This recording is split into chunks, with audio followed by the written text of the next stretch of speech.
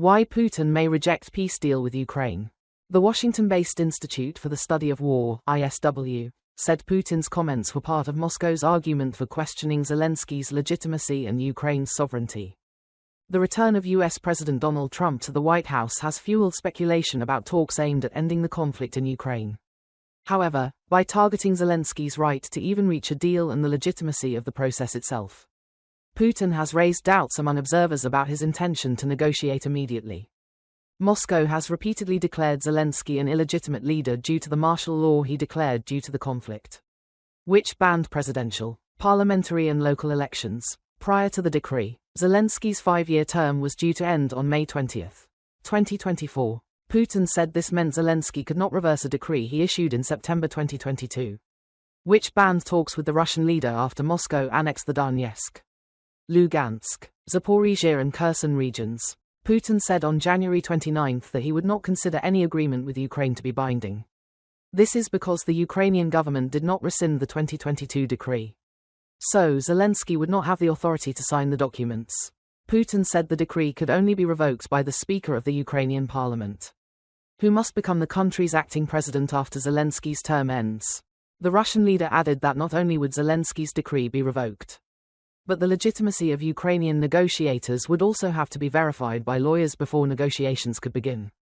Observers say Moscow is likely to continue to question Zelensky's legitimacy.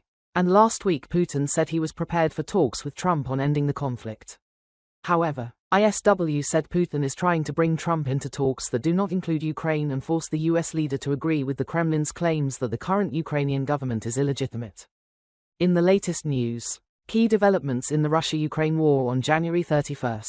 Ukraine deploys UAVs to attack Western Russia. The Ukrainian military said it used a UAV to attack the NORSI oil refinery in Russia's Nizhny Novgorod region, causing a large fire. Reuters has verified a video posted on social media of a large fire in the city of Kostovo in Nizhny Novgorod, but has not confirmed whether it was at the refinery.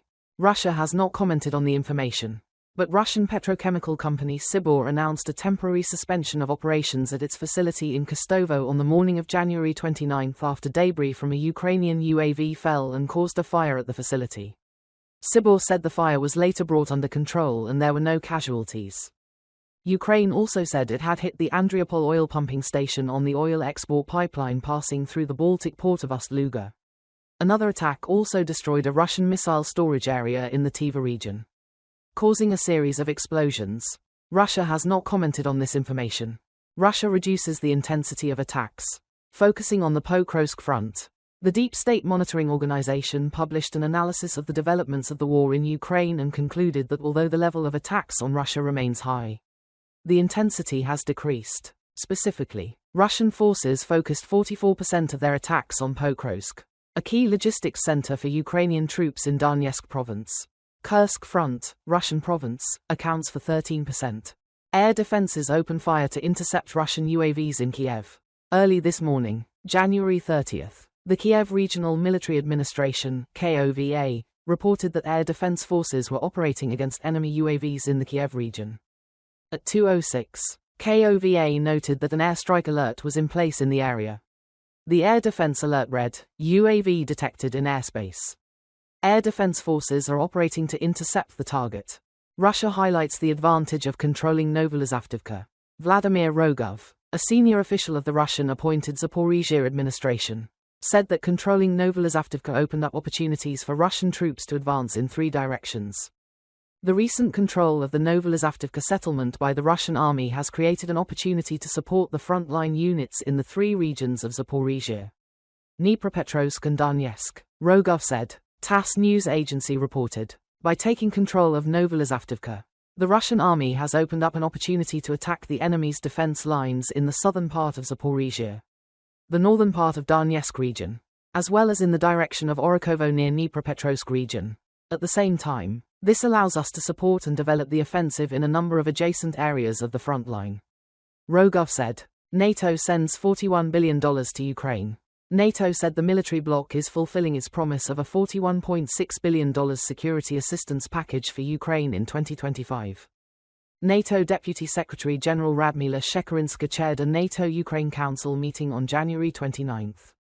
Shekerinska stressed efforts to bring Ukraine closer to NATO, and stated that the alliance's allies are fulfilling their previously made commitment to provide $41.6 billion in security assistance to Ukraine, as well as increasing investment in Kiev's defense industry. Kyiv Independent quoted a statement posted on NATO's website as saying, according to Kyiv Independent, the NATO support package was based on Ukraine's urgent defense needs, as well as bilateral security agreements that many members of the bloc have signed with Kiev. Western reconnaissance aircraft are actively operating near Crimea. The activities of Western reconnaissance aircraft have been recorded by Russian forces near the Crimean Peninsula, raising suspicions that these aircraft are collecting information about Russian military activities in the region before transferring it to Ukraine.